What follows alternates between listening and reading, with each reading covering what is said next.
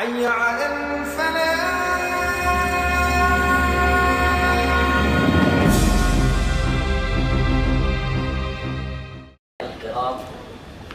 Alhamdulillah, pada kesempatan hari yang berbahagia ini kita berkumpul kembali. Mudah-mudahan punya kita di tempat ini menjadi penyebab turunnya rahmat, barakah dan maghfirah dari Allah Subhanahu wa taala. Mudah-mudahan akan bisa menambah wawasan pengetahuan kita dan kecintaan kita kepada Allah dan Rasulnya. Amin ya rabbal alamin. Pada hari ini saya ingin menyampaikan satu berita yang kurang menyenangkan dan sangat memprihatinkan, khususnya bagi mereka yang konsen terhadap perjuangan Islam.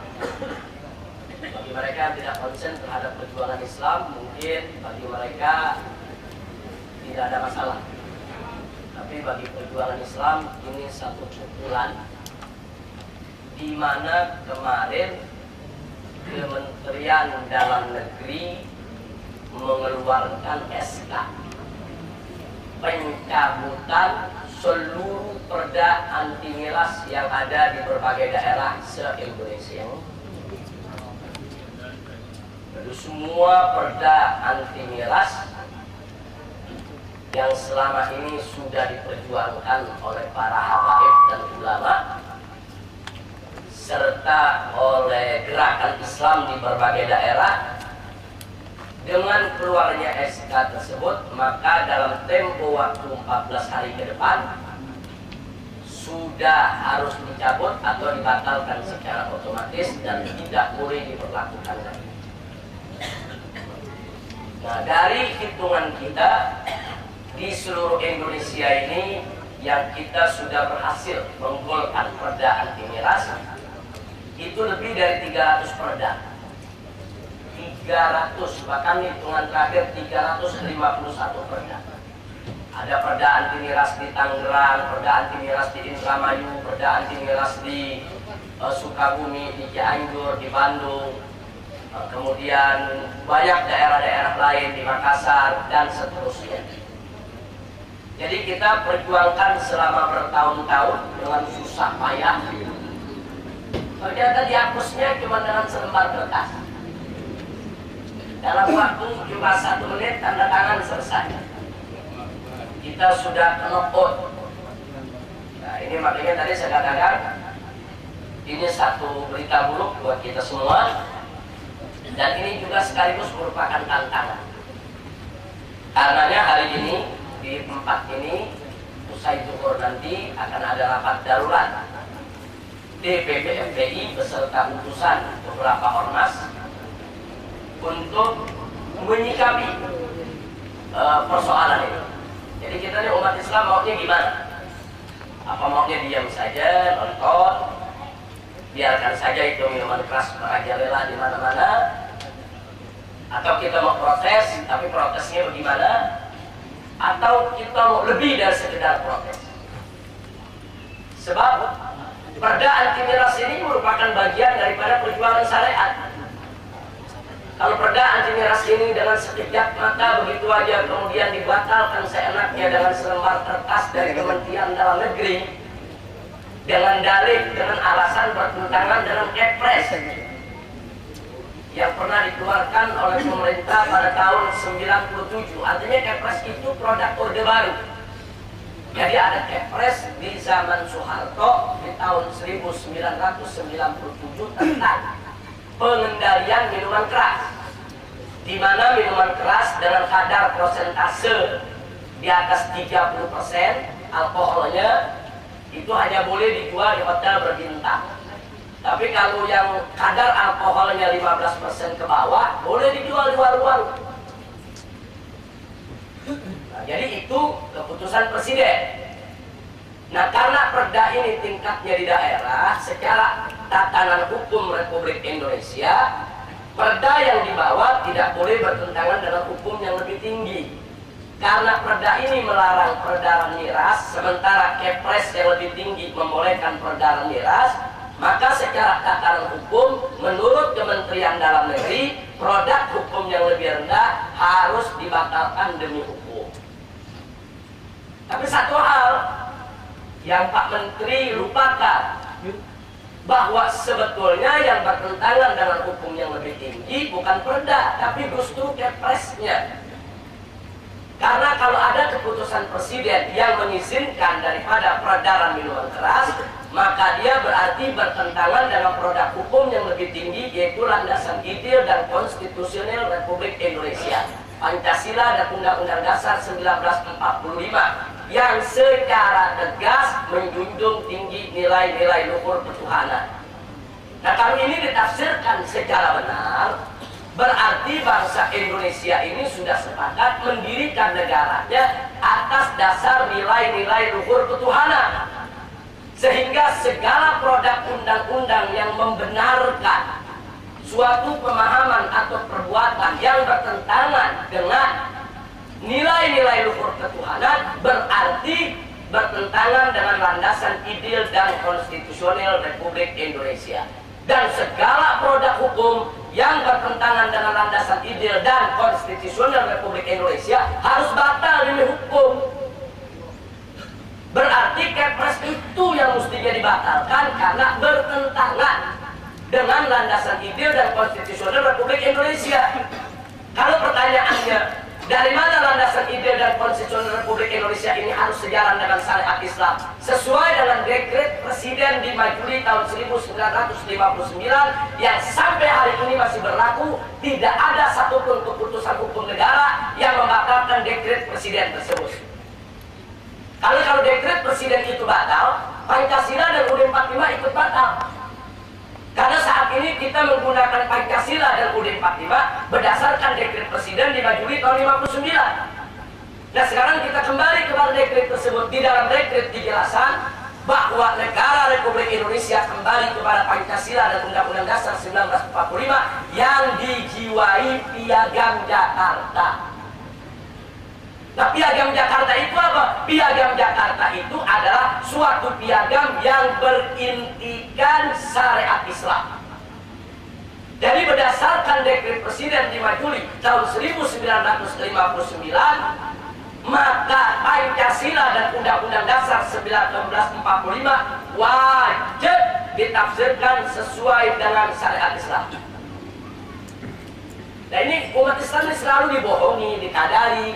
Kalau kita menentang, nanti kita dianggap mendirikan negara Islam, kita menentang pemerintah, kita mau subversif, kita ini dibohongi terus, dikadari terus oleh mereka. Sebab itu tadi saya katakan, kalau kita ingin berargumentasi secara hukum boleh, apalagi secara agama. Kalau secara agama jelas minuman keras itu haram, titik. Tegas Allah nyatakan dalam surat yaitu Al-Maidah ayat 90 dan 91. Allah subhanahu wa ta'ala qala, ya ayyuhalladzina amanu innamal khamru wal maisiru wal ansab wal azlam rijsun min amal syaitan fajtanibu. Jadi tegas Allah mengatakan, hai orang-orang beriman, bahwa sesungguhnya yang namanya khamr itu, begitu juga judi, itu semuanya min amal syaitan, semuanya rijsun, kotor, najis. Allah yang menyatakan dalam min amal syaitan, yaitu merupakan daripada perbuatan setan, fajtanibu, maka jauhilah. Dan Nabi mengatakan dengan tegas, al-khamru ummul khaba'ith, kata Nabi. Yang namanya khamr itu adalah biang keladi segala kebejatan. Bahkan di hadis yang lain dikatakan al-khamru ra'su kulli syarr. Yang namanya khamr itu adalah kepala daripada segala kejahatan. Nah, kenapa khamr ini disebut ummul khaba'is, ibunya segala kejahatan? Sebab orang kalau sudah menenggak khamr, orang kalau sudah mengkonsumsi khamr, hilang akalnya, semua pintu kejahatan terbuka bagi dia. Orang kalau berzina belum tentu dia mencuri. Orang kalau mencuri belum tentu dia merampok. Orang kalau merampok belum tentu dia membunuh. Orang kalau membunuh belum tentu dia berjudi.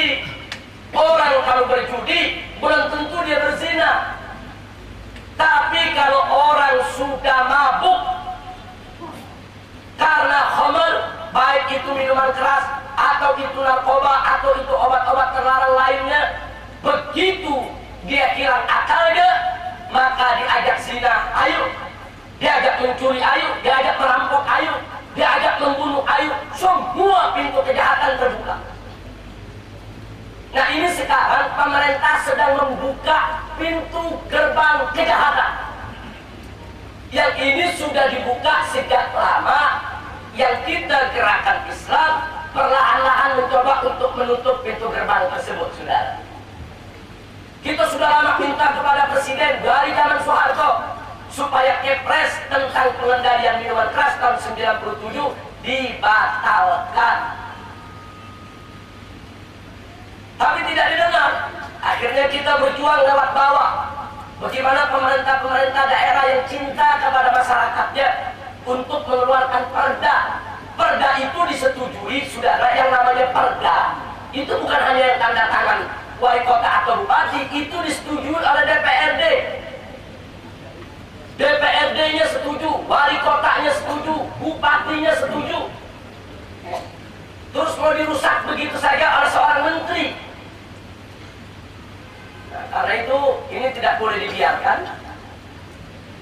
Kemungkinan besar FPI akan mengusulkan untuk pembangkangan nasional. Pembangkangan nasional itu artinya daerah-daerah kita dorong untuk jangan mematuhi menteri dalam negeri. Daerah-daerah kita dorong untuk tidak mematuhi presiden. Ini namanya pembangkangan nasional. Dan ini nggak boleh dibiarkan. Kok pintu gerbang kejahatan dibuka kita biarkan, gimana ceritanya? Dan disinilah dibutuhkan peran habaib, peran ulama, supaya semua peduli.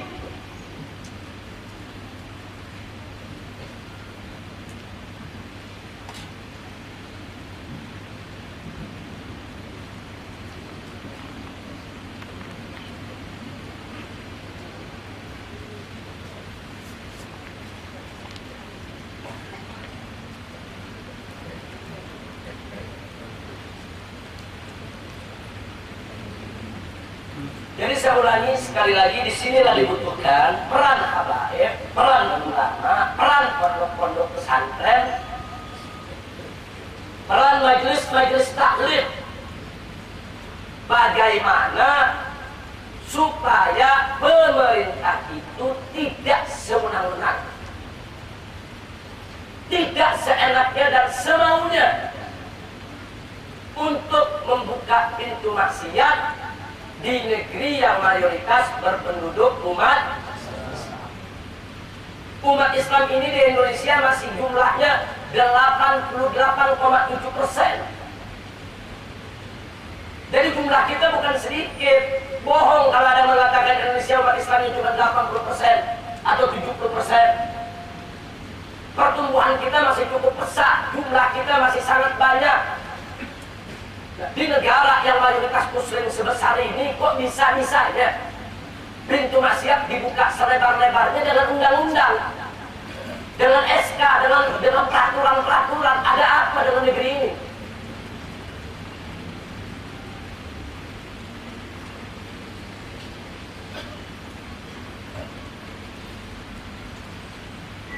Karena itu saya ingin ajak semua yang ada di sini untuk terus mengikuti perkembangan berita hal tersebut, karena kami tidak akan diam. Apapun resikonya akan kami lawan. Karena 350 perda anti minuman keras yang sudah kita perjuangkan bertahun-tahun itu telah mengorbankan waktu, tenaga, pikiran, energi, biaya di berbagai daerah yang luar biasa. Dan alhamdulillah dari berbagai daerah, khususnya Indramayu, itu MUI dan ulama serta santri sudah mulai turun ke jalan. Mereka menolak kalau perda anti miras di Indramayu dicabut hanya dengan selembar keputusan menteri. Karena semenjak perda anti miras diberlakukan di Indramayu, konsumsi minuman keras itu jauh berkurang. Karena tidak ada tempat-tempat yang berani menjual minuman keras secara terbuka. Kalaupun ada yang berani menjual, itu akan sangat-sangat tertutup dan rahasia sekali. Dan kami dari FPI akan kami gerakkan semua daerah untuk lawan.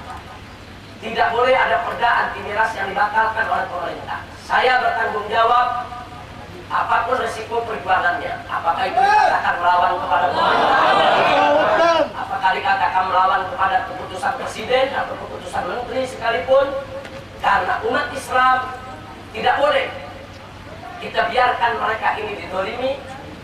Tidak boleh umat Islam ini kita biarkan mereka itu dimaksiatkan, mereka itu dirusak oleh siapapun, ya ikhwan. Kita patut sedih, kita patut menangis, kita patut berduka, kita patut marah, kita wajib kecewa kalau sampai ada pihak-pihak yang dengan seenaknya merusak umat Islam atau membuka pintu untuk merusak umat Islam, kemudian umat Islam yang lainnya hanya duduk menonton saja, saudara. Nah, karena itu hari ini kami akan rapat darurat untuk mencari cara solusi apa yang harus kami lakukan ke depan. Kita akan tempuh semua jalan. Apakah dialog dengan menterinya, apakah menemui presidennya, apakah mendatangi komisi terkait di DPR RI-nya, semua akan kami tempuh. Dari mulai yang paling prosedur, yang paling lembut, sampai yang paling keras sekalipun. Jadi saya sampaikan di sini, kami akan mengambil jalan dari mulai yang paling lembut prosedur sampai yang paling keras sekalipun. Kami tidak mau lagi umat Islam ini dirusak dengan minuman keras yang dibebaskan. Kita sudah usulkan dari jauh-jauh hari. Bahkan yang kita minta supaya di Indonesia tidak ada pabrik minuman keras, tidak ada minuman keras yang diperjualbelikan. Andai kata pun harus ada, silakan bangun pabriknya di daerah mayoritas non-muslim. Kalau mereka setuju, kalau agama mereka mengizinkan. Tapi untuk di wilayah-wilayah mayoritas muslim, haram pabrik minuman keras itu didirikan, saudara. Jadi jangan salahkan umat Islam kalau besok bergerak, kemarahan umat nanti memuncak, pabrik-pabrik minuman keras dibakar. Jangan salahkan umat. Selama ini umat kita redam, jangan bakar pabrik minuman keras. Itu cara terlalu keras. Mari kita pakai cara yang soft, yang lembut. Kita main di daerah dengan perda, mari. Nah, tapi kalau cara-cara lembut kami ini tidak dihargai, nah, mereka ingin menantang untuk main keras, kami akan siap meladeni mereka untuk main keras. Nah, ini yang saya mau sampaikan, saudara. Makanya tadi saya katakan, ini satu kabar buruk, satu kabar yang sangat memprihatinkan dan sangat mengecewakan. MUI pusat juga sudah protes keras kepada pemerintah. Kenapa tidak ada angin, tidak ada hujan? Tahu-tahu di awal tahun 2012 ini kita diberikan satu hadiah yang mengejutkan, di mana 251 perda anti minuman keras di seluruh Indonesia dicabut dengan resmi oleh Kementerian Dalam Negeri. Nah, jadi kami akan lakukan semua upaya. Apakah SK tersebut harus di PT UN-kan atau di judicial review, kami belum tahu. Kami harus konsultasi dengan para ahli hukum, advokat, pengacara. Apakah tingkat SK itu jalurnya di PT UN-kan atau jalurnya di judicial review di Mahkamah Konstitusi? Setahu saya di PT UN-kan, karena dia tingkatnya bukan konstitusi. Kalau konstitusi itu tingkatnya di Mahkamah Konstitusikan. Nah, kita akan pelajari hari ini, kita akan lihat dan semua akan kita tempuh. Apakah itu PT UN, apakah itu Mahkamah Konstitusi, semua akan kita tempuh. Termasuk demo sekalipun akan kita tempuh. Jadi mulai dari cara yang paling soft, yang paling lembut, sangat prosedur, sampai cara yang paling keras akan kami tempuh dalam rangka untuk mempertahankan perda-perda anti miras yang ada di seluruh daerah, di seluruh wilayah Indonesia. Dan itu saya minta kepada yang hadir sini, pertama doanya, kemudian dukungannya. Dan ketiga, anda yang memiliki majelis taklim untuk ikut peduli kepada perjuangan ini. Jangan diam aja.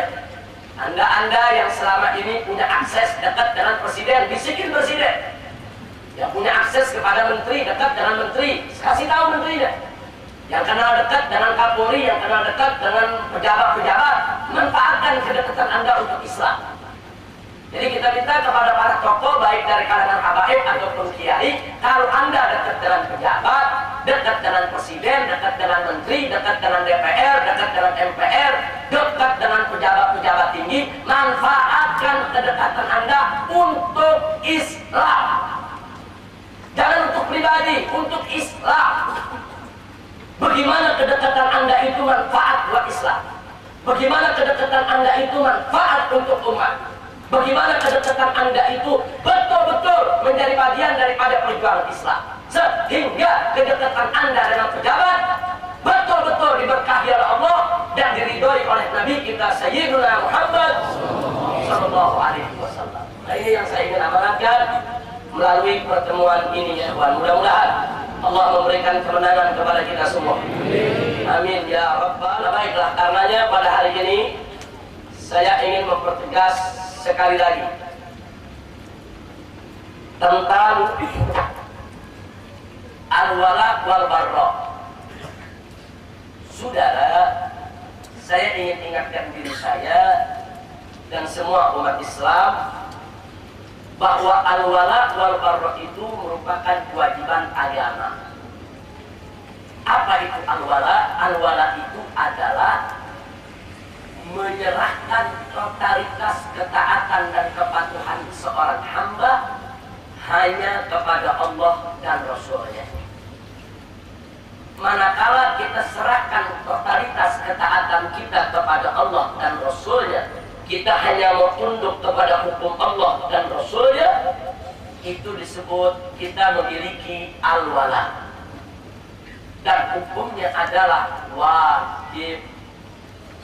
Barang siapa yang tidak menyerahkan totalitas ketaatan kepatuhannya hanya untuk Allah Subhanahu wa Ta'ala dan Rasul-Nya, maka dia tidak termasuk orang yang beriman.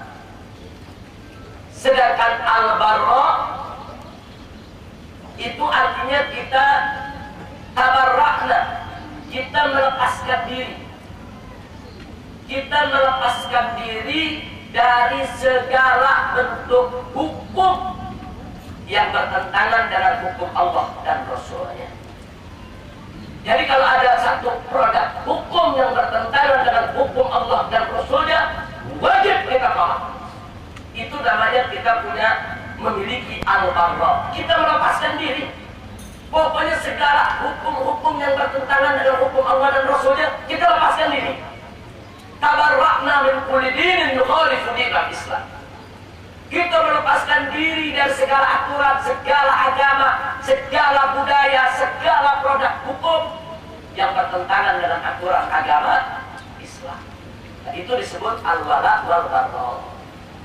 Nah, semestinya al-wala wal barra ini didoktrin kepada anak-anak kaum muslimin sejak kecil, sudah. Mestinya semenjak mereka kecil didoktrin, ingat nak ya? Engkau wajib tunduk kepada hukum Allah dan Rasul-Nya. Engkau wajib tolak segala bentuk hukum yang bertentangan dengan hukum Allah dan Rasul.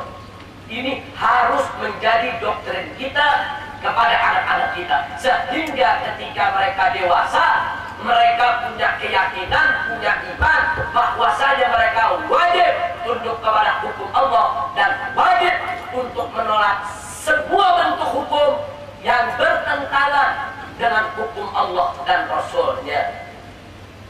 Karena menegakkan hukum Allah itu wajib. Mari kita lihat kembali surat Al-Maidah dari ayat 44. Ini sering ditanyakan oleh jamaah kita, beberapa bagian dari ayat ini. Sekarang kita baca satu persatu ayatnya dari ayat 44 sampai ayat 50. Surat Al-Maidah dari ayat 44 sampai ayat 50. A'udzu billahi minasyaitonir rajim. Bismillahirrahmanirrahim. Inna anzalna at-taurata fiha hudan wa nur. yahkumu bihan nabiyyuna alladziina aslamu lilladziina hadu war-rahbaniyun wal ahbaru bima stuhfizu min kitabillah wa kanu 'alaihi syuhada. Fala takhshawun nasa wakhshawni wa la tashtaru bi ayati thamanan qalila wa man lam yahkum bima anzalallah fa ulaika humul kafirun. Wa katabna 'alaikum fiha anna an-nafsa bin-nafsi wal 'ayna bil-'ayni wal anfa bil-anfi wal udhuna bil-udhuni was sinna bis-sinni wal juruha qisas. Faman tasaddaqa bihi fa huwa kafaratun lahu wa man lam yahkum bima anzalallahu fa ulaika humul zalimun. Wa qaffayna ala atharihim bi Isa ibn Maryam musaddiqan lima bayna yadayhi min at-Taurat wa atainahu al-Injil fihi hudan wa nur wa musaddiqan lima bayna yadayhi min at-Taurat wa hudan wa mau'izatan lil muttaqin. وَلِيَحْكُمْ أَهْلُ الْإِنْجِيلِ بِمَا أَنزَلَ اللَّهُ فِيهِ وَمَنْ لَمْ يَحْكُمْ بِمَا أَنزَلَ اللَّهُ فَأُولَئِكَ هُمُ الْفَاسِقُونَ. وَأَنزَلْنَا إِلَيْكَ الْكِتَابَ بِالْحَقِّ مُصَدِّقًا لِمَا بَيْنَ يَدَيْهِ مِنَ الْكِتَابِ وَمُهَيْمِنًا عَلَيْهِ فَاحْكُمْ بَيْنَهُمْ بِمَا أَنزَلَ اللَّهُ وَلَا تَتَّبِعْ أَهْوَاءَهُمْ عَمَّا جَاءَكَ مِنَ الْحَقِّ لِكُلٍّ جَعَلْنَا مِنكُمْ شِرْعَةً وَمِنْهَاجًا وَلَوْ شَاءَ اللَّهُ لَجَعَلَكُمْ أُمَّةً وَاحِدَةً وَلَكِنْ لِيَبْلُوَكُمْ فِيمَا آتَاكُمْ فَاسْتَبِقُوا الْخَيْرَاتِ إِلَى اللَّهِ مَرْجِعُكُمْ جَمِيعًا فَيُنَبِّئُكُم بِمَا كُنتُمْ فِيهِ تَخْتَلِفُونَ وَأَنِحْكُمْ بَيْنَهُم بِمَا أَنزَلَ اللَّهُ وَلَا تَتَّبِعْ أَهْوَاءَهُمْ وَاحْذَرْهُمْ أَن يَفْتِنُوكَ عَن بَعْدِ مَا أَنزَلَ اللَّهُ إِلَيْكَ فَإِنْ تَوَلَّوْا فَاعْلَمْ أَنَّمَا يُرِيدُ اللَّهُ أَن يُصِيبَهُم بِبَعْضِ ذُنُوبِهِمْ وَإِنَّ كَثِيرًا مِنَ النَّاسِ لَفَاسِقُونَ. أَفَحُكْمَ الْجَاهِلِيَّةِ يَبْغُونَ وَمَنْ أَحْسَنُ مِنَ اللَّهِ حُكْمًا لِقَوْمٍ يُوقِنُونَ. Shadaqallahul azim. Saudara, dalam rangkaian ayat yang kita baca tadi dari surat Al-Maidah ayat 44 sampai ayat 50, dengan tegas Allah menceritakan kepada kita betapa menegakkan hukum Allah merupakan kewajiban umat manusia semenjak zaman nabi-nabi terdahulu sampai zaman Nabi kita Sayyiduna Muhammad sallallahu alaihi wasallam. Di surat Al-Maidah ayat 44 dan 45 Allah menceritakan tentang syariat Nabi Musa alaihissalam. Allah katakan, inna anzalna Taurat, sesungguhnya kami telah menurunkan kitab suci Taurat, fiha hudan wa nur, di dalam kitab Taurat itu ada petunjuk dan cahaya, kata Allah. Untuk apa? Allah nyatakan yahkumu bihan nabiyyun, untuk para nabi menghukum dengannya. Jadi Nabi Musa alaihissalam diwahyukan kepadanya, Allah berikan kitab suci Taurat yang isinya adalah petunjuk dan cahaya untuk digunakan oleh para nabi setelah Musa sebagai pedoman hukum. Wajib mereka menghukum dengan hukum Allah yang Allah turunkan kepada Nabi Musa melalui kitab suci Tauratnya. Di ayat 44 ini, di akhir ayat, Allah menyatakan wa man lam yahkum bima anzalallah, barang siapa yang tidak menghukum dengan apa yang telah diturunkan Allah, fa ulaika humul kafirun, maka mereka adalah orang-orang kafir. Jadi Allah sudah menyatakan itu dari zaman umat-umat Nabi sebelum zaman Nabi Muhammad. Jadi menegakkan hukum Islam itu bukan hanya kewajiban umat Nabi Muhammad, tidak. Semua umat para nabi wajib menegakkan hukum Allah. Nah kemudian di ayat 45-nya antara hukum Allah itu antara lain di zaman Nabi Musa, wa katabna 'alaihim fiha, dan kami wajibkan, kami tetapkan atas mereka di dalam Taurat tersebut, anna nafsa bin nafsi, nyawa dibayar nyawa, wal 'aina bil 'aini, mata dibayar mata, wal anfa bil anfi, dan hidung dibayar dengan hidung, wasinna bis sinni, dan gigi dibayar dengan gigi, wal juruha qisas, dan semua luka ada qisasnya. Nah, kemudian di akhir ayat 45 ini saudara, Allah ingatkan lagi, wa man lam yahkum bima anzalallah fa ulaika humuz zalimun. Barang siapa yang tidak menghukum dengan apa yang ditetapkan oleh Allah, maka mereka adalah orang-orang zalim. Tadi Allah katakan kafir, sekarang Allah nyatakan zalim. Selanjutnya di ayat 46 Allah menceritakan tentang umat Nabi Isa alaihissalam. Bagaimana kepada Nabi Isa alaihissalam Allah turunkan kepadanya yaitu kitab Injil. Allah nyatakan wa atainahul Injil, dan kami berikan kepada Nabi Isa putra Maryam adalah Injil, kata Allah. Nah, lalu untuk apa Injil tersebut? Di ayat 47 Allah menyatakan waliyahkum. Lamnya lamul amr ya ikhwan. Waliyahkum, hendaklah menghukum atau menggunakan hukum ahlul Injil, para pengikut Injil, maksudnya umat Nabi Isa alaihissalam, bima anzalallahu fihi, dengan apa yang Allah sudah turunkan di dalam kitab suci Injil tersebut. Wa man lam yahkum bima anzalallah, barang siapa yang tidak menghukum dengan apa yang telah diturunkan Allah, fa ulaika humul fasiqun, maka mereka adalah orang-orang fasik. Jadi ada 3 stempel Allah kasih. Siapa yang tidak menegakkan hukum Allah, kafir, zalim, fasik. Nah, kemudian kita lihat di ayat 48. Kali ini Allah bercerita tentang kita semua, umat Nabi kita tercinta Sayyiduna Muhammad sallallahu alaihi wasallam. Allah nyatakan kepada Nabi, wa anzalna ilaikal kitab, dan kami telah turunkan kepada engkau wahai Nabi, wahai Rasul, wahai Muhammad, bil haq, dengan hak. Jadi Allah turunkan Al-Quran kepada Nabi kita Sayyiduna Muhammad sallallahu alaihi wasallam. Untuk apa? Allah perintahkan fahkum bainahum bima anzalallah.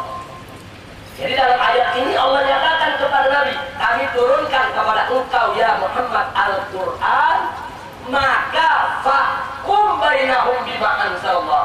Hukumlah di tengah-tengah mereka kaum punya umat dengan apa yang diturunkan oleh Allah. Jadi Nabi Allah yang suruh gunakan hukum Allah, gunakan hukum Islam, tegakkan hukum yang sudah Allah berikan dalam Al-Quran. Enggak ada perbedaan pendapat di antara ulama sudah. Semua ulama sepakat menegakkan hukum Allah. Bagi umat Islam hukumnya adalah wajib. Ini sepakat. Ini bukan persoalan furu'uddin, ini persoalan usuluddin, bahwa menegakkan hukum Allah adalah wajib. Kalau ada orang mengaku Islam mengatakan menegakkan hukum Allah tidak wajib, maka dia murtad, kafir, keluar dari Islam. Ini persoalan usul, bukan persoalan furu'. Makanya tadi kita katakan al-wala, memberikan totalitas kepatuhan, hanya patuh tunduk kepada hukum Allah adalah wajib. Nah, kemudian di ayat 49 saudara, diulangi sekali lagi oleh Allah, wa anihkum bainahum bima anzalallah. Wahai Nabi, wahai Muhammad, wa anihkum bainahum bima anzalallah, maka tetapkanlah hukum di antara mereka kau punya umat bima anzalallah, dengan apa yang telah diturunkan oleh Allah. Wala tattabi' ahwa'ahum, jangan kau ikuti hawa nafsu mereka. Nabi diingatkan Allah, wala tattabi' ahwa'ahum, jangan kau ikuti ikuti hawa nafsu mereka, umat manusia. Jangan. Ini hukum Allah tegakkan. Jangan kau ikuti hawa nafsu, yaitu daripada mereka. Kemudian dikatakan, wahdarhum, hati-hati kepada mereka, beri peringatan kepada mereka. Jadi jangan coba-coba ada umat Nabi yang ingin melepaskan diri daripada kewajiban menegakkan hukum. Dan kemudian saudara, di ayat 50-nya ada ancaman keras dari Allah. Allah menggunakan hamzah istifham untuk tanda tanya, tapi dalam ayat ini bukan buat tanya, tapi lihat saja untuk teguran keras, saudara. Karena pertanyaan ini pertanyaan yang nggak perlu dijawab. Seperti ada anak nakal, saudara, tidak mau buat PR, orang tuanya marah. Terus orang tuanya nanya, kamu tidak mau buat PR ya? Itu pertanyaan perlu dijawab tidak? Orang itu lagi nanya atau lagi marah? Nah, maksudnya apa? Kerjain PR. Nah, dalam Al-Quran juga ada kalimat macam itu juga. Allah firmankan di ayat 50, apa hukum jahiliyah yabghun? Apakah hukum jahiliyah yang mereka inginkan? Maksudnya mereka yang nggak mau pakai hukum Allah. Apa hukum jahiliyah yabghun? Apa hukum jahiliyah yang mereka mau? Wa man ahsanu minallahi hukma? Siapa hukumnya yang lebih bagus daripada hukum Allah? Ini pertanyaan yang nggak perlu dijawab, saudara. Ini pertanyaan jawabnya sudah jelas. Nggak ada hukum yang lebih baik daripada hukum Allah. Nggak ada hukum yang lebih bagus daripada hukum Allah. Yang namanya orang beriman nggak boleh dia menginginkan hukum jahiliyah, tapi wajib dia mengikuti hukum Allah. Jadi orang-orang yang tidak mau menerima hukum Allah, Allah kecam dalam ayat ini. Apa hukum jahiliyah dia pun? Kalau mereka tidak mau pakai hukum Allah, apa mereka mau pakai hukum jahiliyah? Kemudian Allah nyatakan lagi, waman ahsanu minallahi hukma liqaumin yuqinun. Tidak ada hukum yang lebih baik daripada hukum Allah bagi orang-orang yang yakin. Maka itu di sini ini ayat walaupun menggunakan adawat istifham daripada waman ahsanu minallah. Ini bukan sekedar untuk nanya, tapi untuk menyatakan dan nafi, tidak ada hukum yang lebih baik daripada hukum Allah Subhanahu wa ta'ala. Nah, karena itu saudara, dengan ayat-ayat yang kita baca tadi, Anda boleh lihat seluruh tafsir salaf maupun khalaf, bahkan sampai tafsir yang paling modern sekalipun. Kita boleh lihat di Indonesia ada tafsir Al-Adhkar, Al-Azhar, yaitu tafsir daripada almarhum Buya Hamka. Buya mengatakan barang siapa yang tidak mau menegakkan hukum Allah, maka mereka adalah fasik, kafir, zalim. Kemudian Anda boleh juga baca tafsir Al-Misbah yang ditulis oleh Profesor Dr. Quraish Shihab. Tegas beliau mengatakan pada saat menafsirkan ayat ini, silakan Anda buka. Beliau mengatakan barang siapa yang mengatakan ada hukum yang lebih baik dari hukum Allah, mereka kafir, fasik, zalim. Makanya tadi saya katakan ini nggak ada perbedaan di antara ulama, ya kawan. Dari dulu sampai sekarang bahwa menegakkan hukum Allah itu adalah wajib. Nah sekarang kita bicara tentang hukum Allah. Apa yang dimaksud dengan hukum Allah? Yang dimaksud dengan hukum Allah adalah apa saja aturan yang Allah turunkan untuk manusia, baik berkenaan dengan akidah, syariat maupun akhlak. Jadi semua aturan Allah itu merupakan bagian daripada hukum Allah yang wajib untuk kita taati.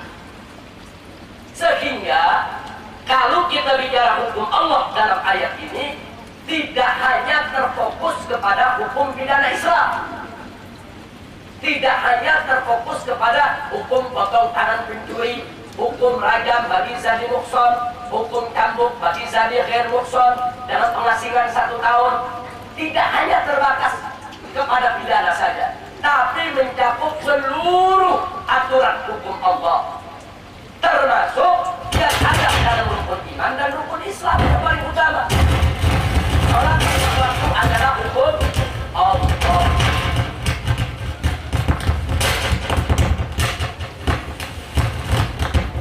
Jadi barang siapa yang tidak mau tunduk kepada hukum Allah, tongah, tongkat, sombong dan takabur, tidak mau menerima hukum Allah, maka mereka kafir, zalim, fasik. Saat itu dalam mazhab Imam Syafi'i radhiyallahu taala anhu, kalau ada orang tidak mau melaksanakan sholat 5 waktu, kalau ada orang tidak mau puasa Ramadan, kalau ada orang tidak mau bayar zakat harta yang wajib, kalau ada orang tidak mau melaksanakan ibadah haji yang wajib, kemudian ditanya, kenapa Anda tidak melaksanakan itu semua kewajiban? Kemudian dengan tongkat, takabur mengatakan, nah itu semua nggak wajib, itu bukan kewajiban. Sepakat semua mazhab, termasuk mazhab Imam Syafi'i, orang tersebut laqad irtadda an dini, murtad dari agama. Tidak ada perbedaan pendapat di antara ulama. Nah, lalu bagaimana kalau dia tidak sholat, tidak puasa, tidak zakat, tidak haji karena malas, bukan karena menolak hukumnya? Nah, di sini kalau dalam mazhab Syafi'i dikatakan mereka asli dosa besar, tapi tidak dikatakan kafir. Tapi kalau dalam mazhab Imam Ahmad disebut kafir, sudah. Kalau dalam mazhab Imam Ahmad, malas-malasan saja, takasulan, asakulan, itu sudah disebut kafir. Kalau nggak mau melaksanakan hukum Allah yang paling inti. Nah, kalau dalam mazhab Syafi'i dikatakan asli, selama dia katakan iya saya tahu sholat wajib, puasa wajib, zakat wajib, cuma malas. Nah, begitu tuh, dalam mazhab Syafi'i belum dikafirkan, tapi dia sudah termasuk asli dosa, dan dosanya tidak kecil, dosa besar. Nah, ini yang saya mau ingatkan. Jadi hukum Allah itu, saudara, hukum Allah itu luas. Jadi bukan hanya hukum potong tangan saja, ya sholat, puasa, zakat, dan lain sebagainya. Itu semua hukum Allah wajib untuk kita tegakkan. Karena itu saya selalu mengajak diri saya dan segenap umat Islam, bagaimana caranya hukum Allah itu tegak dalam setiap sendi kehidupan kita, baik dalam rumah tangga maupun bermasyarakat, bahkan sampai berbangsa dan bernegara. Islam tidak memilah-milah itu. Nah, kalau kita bicara hukum Islam harus ditegakkan sampai berbangsa dan bernegara, bukan berarti kita ingin ikut-ikutan politik praktis. Ini kita bicara kewajiban agama. Jangan dengan alasan ikutan politik terus tidak peduli hukum Allah tidak ditegakkan. Itu alasan yang batil, alasan yang fasid, alasan yang nggak boleh digunakan oleh siapapun, saudara, hanya sekedar untuk menjauhkan diri daripada kewajiban. Nah, sebetulnya di Republik Indonesia ini, saudara, seluruh dunia terkejut. Semua dunia terkejut. Indonesia yang mereka tahu 90% penduduknya umat Islam, kok tidak pakai hukum Islam? Anda jangan pikir tidak terkejut. Saya keliling kemana-mana negeri. Kalau saya berhubungan dengan gerakan-gerakan Islam, atau saat saya terima tamu tokoh-tokoh gerakan dari Fatah, dari Hamas Palestina, dari mana-mana negeri pada datang, mereka heran, kok Indonesia yang sudah 90% umat Islam nggak pakai hukum Islam? Bukan mereka tidak bertanya. Kita ini banyak punya hubungan dengan tokoh-tokoh gerakan Islam di seluruh dunia. Kita ke Brunei, kita ke Malaysia, kita ke Mesir, kita ke Saudi, kita ke Yordan, ke mana tempat, semua nanya. Dan semua terkejut. Bahkan waktu saya kuliah di Jami'atul Malik Saud, saya punya kawan lebih dari 40 negara, kumpul semua kita satu kampus. Kalau kita sedang diskusi, mereka kaget. Mereka lihat Muslim yang paling banyak di dunia di Indonesia. Negara Islam yang terkenal di dunia saat ini Indonesia. Tapi kok bisa-bisanya Indonesia nggak pakai hukum Islam? Kaget. Jangankan persoalan hukum Islam, persoalan simbol saja mereka kaget. Seluruh dunia Islam, parang merah itu, saudara, nggak ada. Yang ada itu bulan sabit merah. Nggak ada negara Islam pakai parang merah. Seluruh dunia. Malaysia bulan sabit merah, Brunei bulan sabit merah, Pakistan bulan sabit merah, Afghanistan bulan sabit merah, seluruh negara Arab bulan sabit merah. Enggak ada yang pakai palang merah. Satu-satunya negeri berpenduduk mayoritas muslim terbesar di dunia yang pakai palang merah, Indonesia.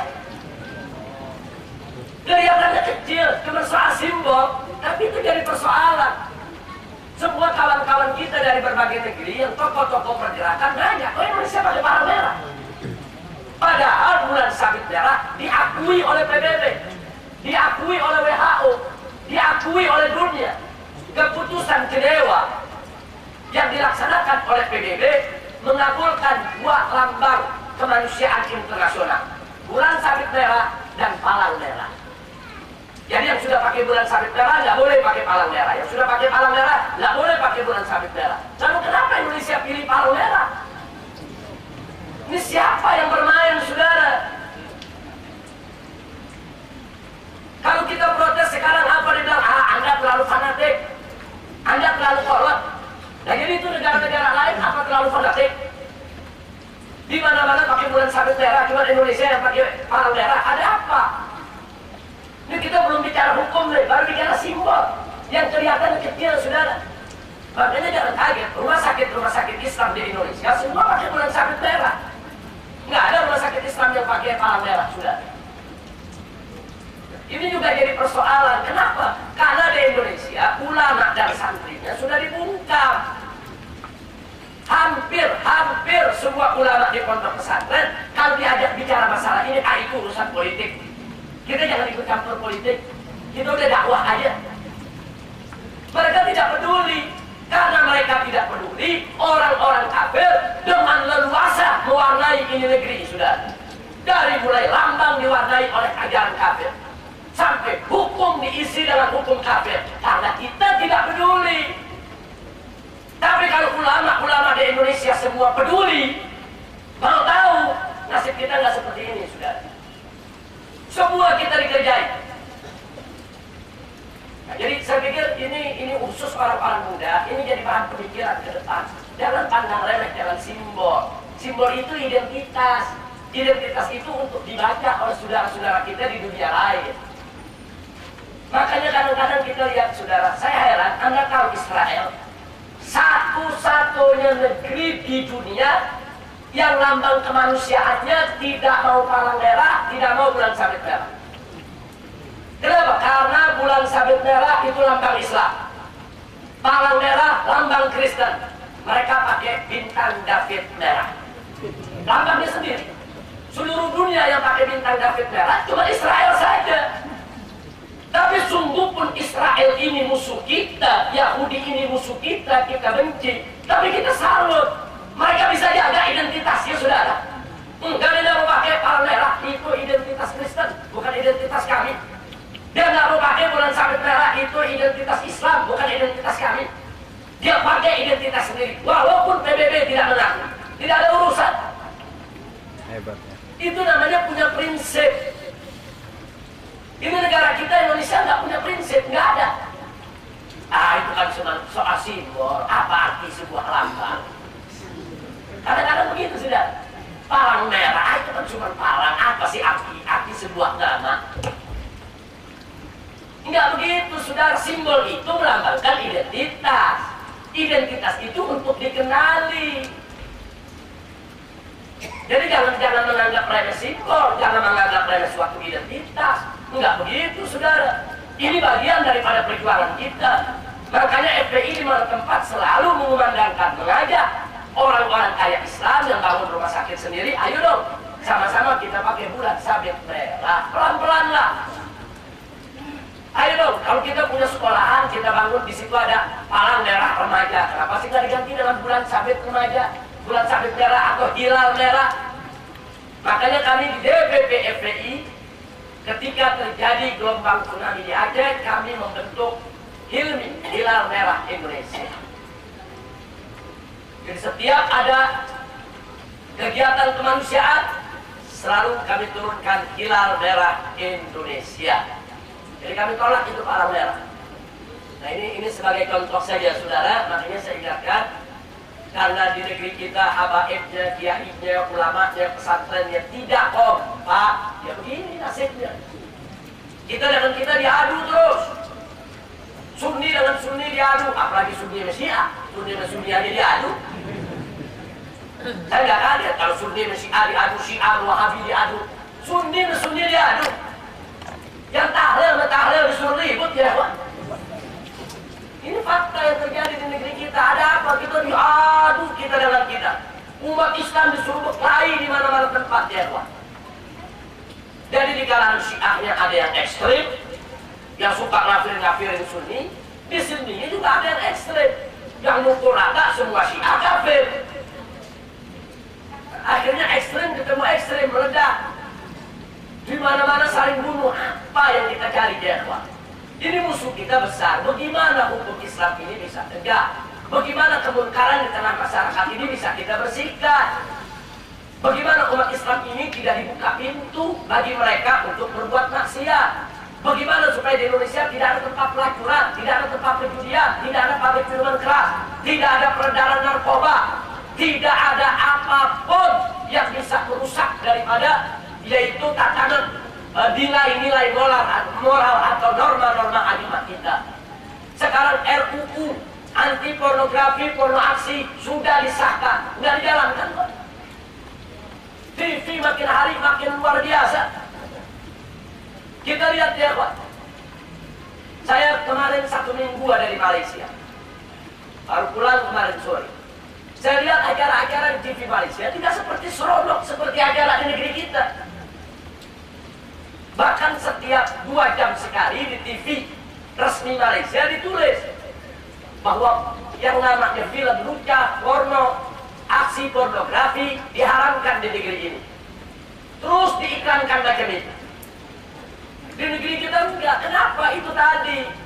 Karena ulama tidak kompak, habaib tidak kompak, pesantren tidak kompak, majelis-majelis taklim tidak kompak. Akhirnya pemerintah seenaknya membuka semua keran yang ada, sehingga ulama tidak dilihat, tidak ditengok, tidak diminta fatwanya, nggak dihargai di negeri ini. Bahkan maaf, ada sejumlah pejabat yang kadang-kadang ngomong seenaknya. Apa dia bilang? Habib Kiai itu kan bisanya cuma ngasih proposal doang. Malu kita dengarnya, saudara. Ini keluar dari mulut pejabat, pengen gitu, saudara. Dia pikir semua habaib seperti itu, dia pikir semua ulama seperti itu. Nggak dihargai kok. Hati-hati dengan pejabat ya, Pak. Hati-hati. Saya katakan hati-hati. Saya punya kawan, punya pengalaman. Dulu kalau datang ke pejabat, rokok saja sama asbak rokok di pejabat nggak berani ada di meja. Ada kiai datang, asbak rokok semua dipinggirkan. Hormat betul sama kiai. Kenapa baru kena? Baru kena. Tapi begitu sudah mulai lama kenal, proposal mulai masuk, kasih bantuan, besok asbak sudah mulai ada di meja. Mulai berani ngerokok depan kiai. Tadinya enggak, asbak aja nggak boleh ada. Kenapa? Karena merasa udah ngebantu. Dia pikir kalau udah ngebantu dia udah beli kiai dia. Nah, kemudian setelah banyak bantuan yang bertumpuk, dia sudah mulai berani taruh botol minuman keras di mejanya saat menerima si kiai. Ini fakta kejadian. Ajudan tegur, Pak, gimana kita orang nggak apa-apa, dia kan sudah orang kita. Nggak apa-apa, ini kiai baik, nggak usil kok sama kita. Nah, jadi saya hanya ingatkan hati-hati. Hati-hati dalam pejabat. Jangan datang kalau tidak ada keperluan buat umat ya. Kalau ada keperluan buat umat, datang. Kalau ada keperluan buat bela Islam, datang. Silakan. Anda mau nginep pun nggak apa-apa, asal buat umat, buat Islam. Tapi kalau nggak ada keperluan buat umat, nggak ada keperluan buat Islam, jangan. Begitulah tingkah laku banyak pejabat di mana-mana negeri. Nanti akhirnya ulama kiai tidak dihargai lagi. Nah, kita menginginkan ulama itu seperti yang pertama kali datang tadi. Jangankan minuman keras, asbak aja nggak berani ada di mejanya ya. Wali kiai datang sendiri itu asbak semua, nggak berani. Mestinya ulama seperti itu. itu ya Tuhan. Jaga karismanya, jaga. Nah ini yang saya ingatkan. Jadi di negeri ini saya pikir pejabat-pejabat ini perlu dikasih pelajaran. Pejabat-pejabat ini memang perlu dikewer semua. Nah, supaya mereka ini nggak kurang ajar lagi ke depan ya Tuhan. Nah, mereka bisa menghargai daripada perjuangan ulama. Karena itu perjuangan kita ke depan makin berat. Mudah-mudahan Allah memberkahi kita. Amin ya Rabbal alamin. Jadi sekarang sebenarnya kira-kira soal al-wala al-barra jelas tidak? Berarti apakah wajib kita tunduk kepada hukum Allah dan Rasulnya? Apakah wajib kita melepaskan diri dari hukum yang bertentangan dengan hukum Allah dan Rasulnya?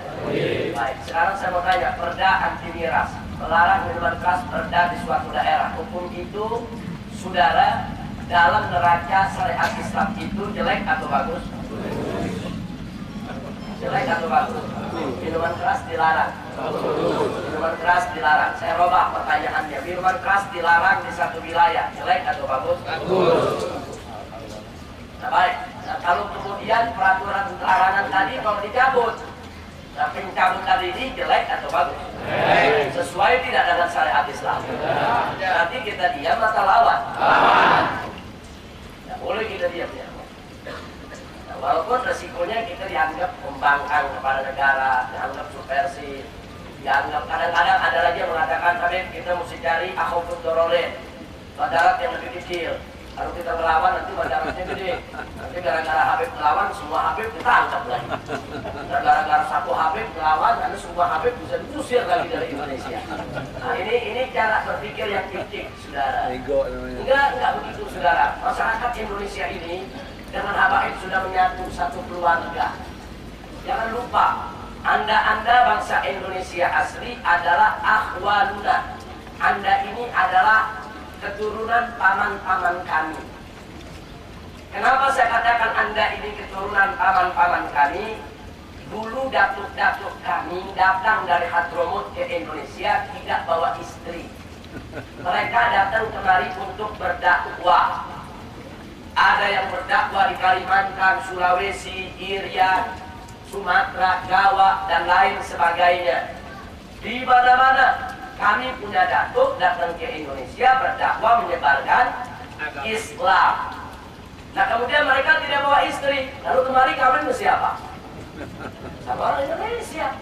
Yang di Jawa kawin sama orang Jawa, yang di Sunda kawin sama orang Sunda, yang di Kalimantan kawin dengan orang Kalimantan, bahkan yang di Irian pun kawin dengan orang Irian. Sudah, mereka nikah, kawin resmi, berketurunan. Nah, makanya begitu anak-anak mereka lahir, anak-anak mereka ini sudah master Arab Indonesia. Saudara, nah anak-anak ini diperkenalkan oleh bapaknya, dia lihat bapaknya dengan masyarakat beda nih. Yang ini mancungan, yang ini nggak mancung, ini beda. Nah bapaknya memperkenalkan itu yang di luar sana, saudara-saudara ibumu, dalam bahasa Arabnya ahwal. Itu haula ahwalu. Mereka itu semua paman-paman saudara ibumu. Dalam bahasa Arab, kalau paman dari bapak disebut ammi. Tapi kalau paman dari ibu disebut kholi. Kalau pamannya banyak disebut ahmam. Kalau kholnya banyak disebut ahwal. Ta'al ya ahlan wasahlan. Habib Ahmad, jaga. Sallu ala Nabi. Nah jadi kalau orang Indonesia dipanggil ahwal oleh para habaib, itu panggilan terhormat. Bapak Habib, ya ahlan wasahlan. Bapak, udah disediain kursinya gitu. Sallu ala Nabi. Udah disediain kursinya Habib, masya Allah. Ahlan wasahlan. Bapak Habib. Nah, jadi kalau orang Indonesia dipanggil ahwal oleh para habaib, itu bukan penghinaan, itu penghormatan. Saya mau tanya Anda semua, kalau Anda dipanggil paman, menghina atau menghormati?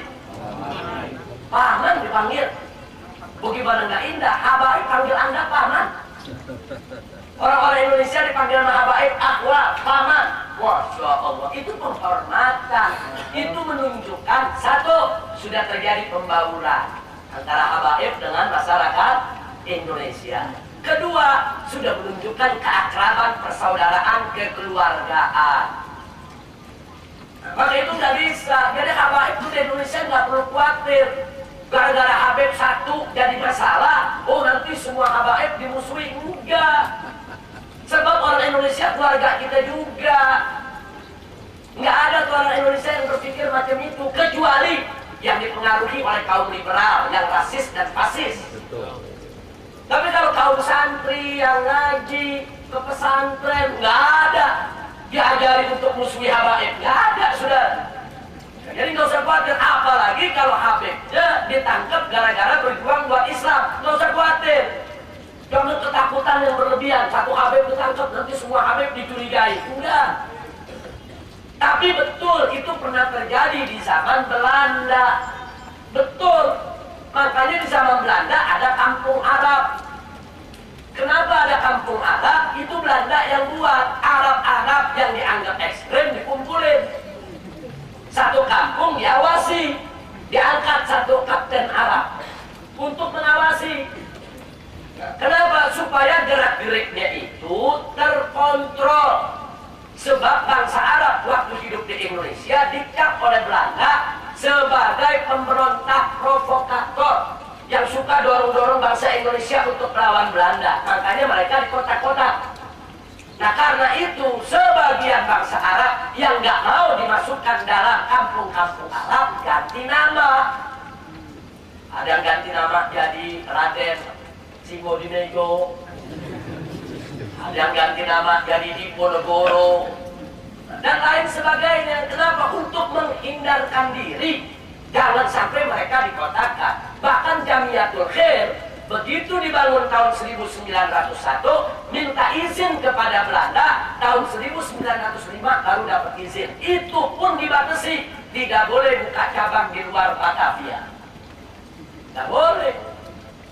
Makanya Kiai Haji Ahmad Dahlan yang ketika itu menjadi anggota Jamiatul Khair minta izin kepada sepuh para habaib di Jakarta untuk membuka cabang Jamiatul Khair di Yogyakarta. Tapi Belanda tidak izinkan. Tapi Kiai Haji Ahmad Dahlan bilang ini penting karena di Yogyakarta gerakan kristenisasi begitu kuat, harus dibendung. Akhirnya sepakat bentuk Muhammadiyah yang dibiayai para habaib. Berangkat Kiai Haji Ahmad Dahlan ke Yogyakarta, bentuk itu yang namanya Muhammadiyah untuk melawan, membendung daripada kristenisasi. Nah, makanya Muhammadiyah dia bisa, karena Muhammadiyah ini dianggap dibentuk oleh orang pribumi, oleh orang Jawa, makanya dia masih boleh untuk bentuk cabang-cabangnya. Tapi kalau udah dilihat Arab, nggak boleh. Itu dulu di zaman Belanda. Tapi kalau zaman sekarang model begitu lagi, ini bukan zaman Belanda. Maka itu para habaib tidak perlu ragu. Tegakkan syariat, Anda tidak perlu khawatir. Kalau Anda jadi masalah dalam negara, Anda tidak usah khawatir saudara-saudara Anda, habaib yang lainnya akan diganggu. Tidak. Ini negara harus diselamatkan, nggak boleh dibiarkan. Nah, ini yang ingin saya sampaikan. Jadi saya ingatkan sekali lagi kepada para habaib, kita di Indonesia bukan numpang. Kita di Indonesia ini bukan pendatang, bukan. Kita ini penduduk pribumi Indonesia. Kita lahir di negeri ini negeri kita. Kalau kita anggap di Indonesia ini kita numpang, namanya orang numpang, malas ngebetulin, saudara. Kita nggak kontrak di sini, tidak. Loh, nenek-nenek kita orang Indonesia kok, kontrak dari mana? Ini negeri kita, habaib mesti ikut berperan. Perbaiki ini negeri kita. Orang kakek-kakek kita ikut berjuang, ikut angkat senjata lawan Belanda kok. Jangankan cerita kakek-kakek, saya punya bapak aja diseret oleh Belanda. Ditangkap, dimasukkan ke Kalimalang sana, mau dihukum mati. Malam akhirnya terjadi pemberontakan di penjara bersama dengan pasukan daripada Kiai Haji Nur Ali, berhasil meloloskan diri, jebol itu penjara, keluar lolos, kemudian dirawat oleh orang Bekasi. Jadi kita belum cerita yang kakek-kakeknya lagi, saudara. Nah, jadi ini saya mau ingatkan bahwa habaib dengan bangsa Indonesia sudah satu keluarga, sudah satu masyarakat. Oke, jadi anda kalau ada disebut oleh habaib akhwal, jangan tersinggung. Itu ucapan penghormatan. Anda disebut paman. Luar biasa. Jadi jangan mau diadu domba. Mudah-mudahan Allah memberkahi kita semua. Jadi saya minta semua yang ada tolong didoakan agar perjuangan ini diberkahi oleh Allah dan mudah-mudahan Allah berikan kemenangan. Jadi di sini ada Habib Ahmad Aidit. Ya ahlan wa sahlan Habib. Kita barusan habis ngebahas ini Habib tentang berita duka Habib. Karena Kementerian Dalam Negeri mencabut 251 perda anti minuman keras di seluruh Indonesia. Nah, jadi kalau ini kita biarkan 2 minggu lagi semua perda tidak berlaku, berarti semua minuman keras boleh masuk ke setiap daerah di Eropa, termasuk Sumeneb, Pamekasan, di Madura, di Sampang yang sudah ada perda itu semua dibatalkan begitu saja oleh Kementerian Dalam Negeri. Saya pikir ini saja yang harus saya sampaikan karena pada zuhur nanti saya harus memimpin rapat darurat nanti jam 1 di tempat ini untuk menyikapi apa yang harus kami ambil langkah, bagaimana cara membagi tugas, langkah apa dulu yang mesti kami tempuh, apakah dialog dulu, apa surat dulu, apa delegasi dulu, apa demo dulu, atau bagaimana, wallahu a'lam, tergantung hasil musyawarah nanti daripada pimpinan FPI maupun beberapa ormas lainnya. Saya pikir